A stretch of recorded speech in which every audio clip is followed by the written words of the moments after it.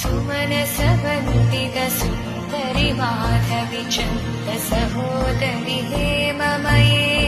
मुनिगणवन्दित मोक्षप्रदायिनि मञ्जुलभाषिणि वन्दे पङ्कजवासिनि देव सुपूजित सद्गुणवर्षिणि शान्तियुते जय जय हे मधुसूदन कामिनि आदिलक्ष्मि जय पालय माम्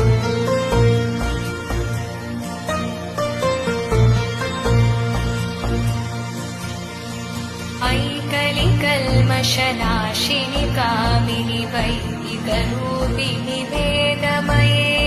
क्षीरसमुद्भव मङ्गलरूपिणि